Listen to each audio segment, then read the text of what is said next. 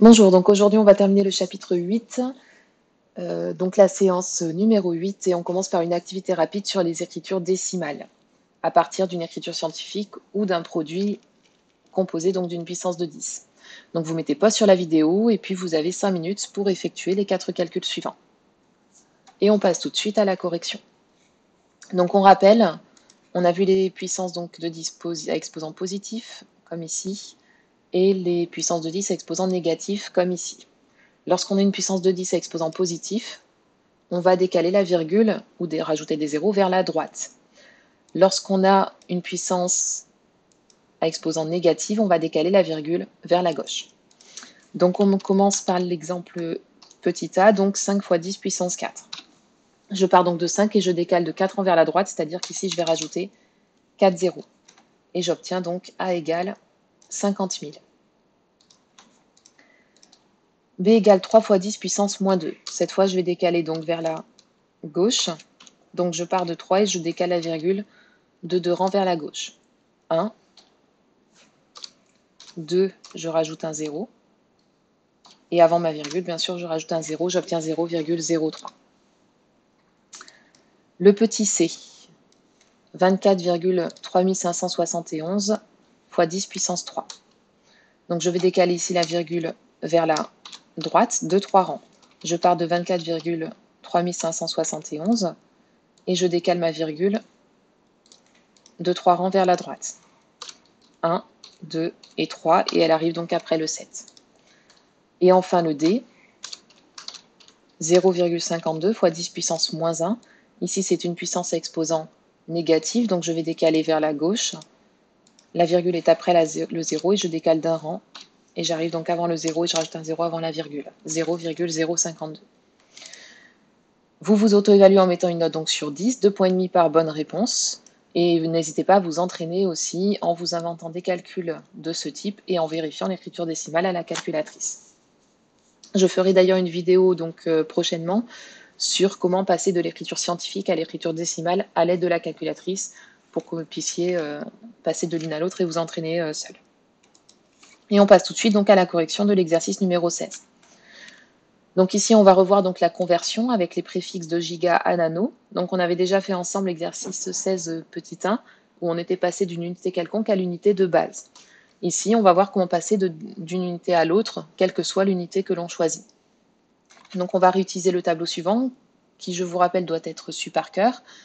Il faut connaître donc le nom des préfixes et les puissances de 10 que ça représente, c'est-à-dire le nombre de colonnes duquel on doit se déplacer pour passer de l'une à l'autre.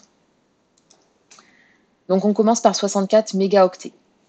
Donc on va partir ici de la colonne méga et on va se déplacer jusqu'à la colonne kilo. Ici. Donc là, ici, on voit qu'on se déplace donc de 3 colonnes vers la droite. Donc quand on se déplace vers la droite, on va donc multiplier par une puissance de 10 à exposant positif. Quand on se déplace vers la gauche, on va multiplier par une puissance de 10 négative. Donc 64 mégaoctets. On va donc multiplier par 10 puissance 3 pour obtenir des kilooctets.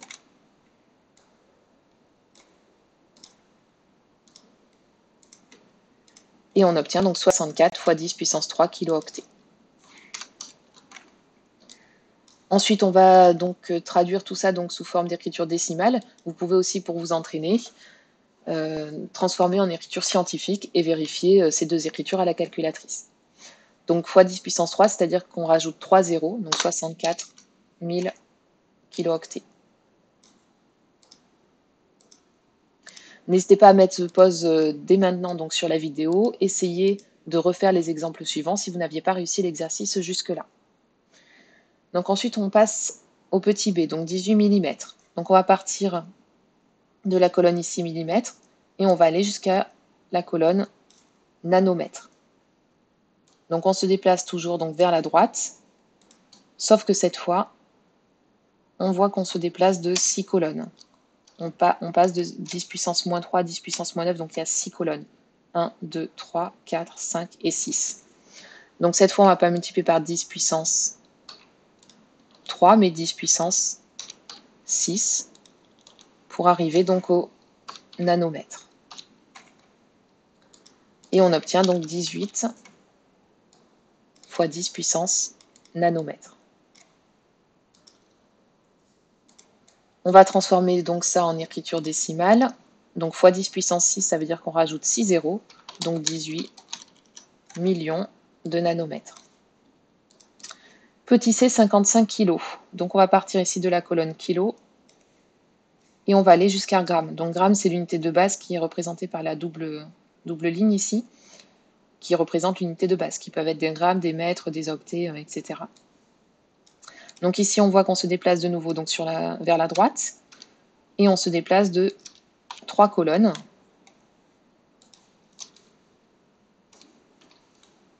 Donc on va multiplier par 10 puissance 3.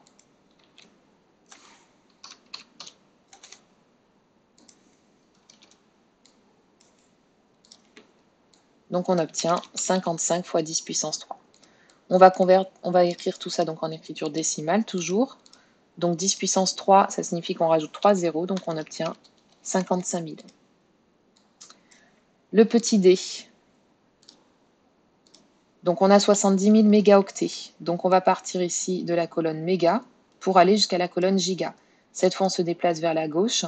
Donc on va multiplier par une puissance de 10 à puissance négative. Donc on se décale de 3 colonnes vers la gauche. Et donc ici, on va faire donc 70 000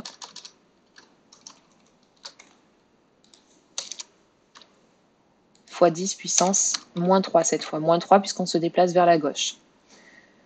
Multiplié par 10 puissance moins 3, ça revient à se décaler donc de 3 rangs vers la gauche. Et donc on va obtenir 70 gigaoctets. On enlève 3 zéros. 10 puissance moins 3, on enlève 3 zéros. Et enfin 25 millions de micromètres. Donc on part des micromètres ici. Et on va aller jusqu'au mètre. Mètre, c'est l'unité de base, représentée par la double ligne ici. Et on se déplace donc de nouveau ici vers la gauche, de 6 colonnes cette fois. Donc comme c'est vers la gauche, ça va être une puissance négative, comme précédemment. Donc on va obtenir 25 millions fois 10 puissance moins 6 mètres. Et on écrit donc sous forme décimale et on obtient 25 mètres. 10 puissance moins 6, on se décale de 6 rangs, on enlève donc 6 zéros. Voilà pour la correction de l'exercice numéro 16. On s'arrête là pour la correction d'exercice. Vous retrouverez en pièces jointes une correction détaillée des problèmes correspondant aux exercices numéro 17 et 18.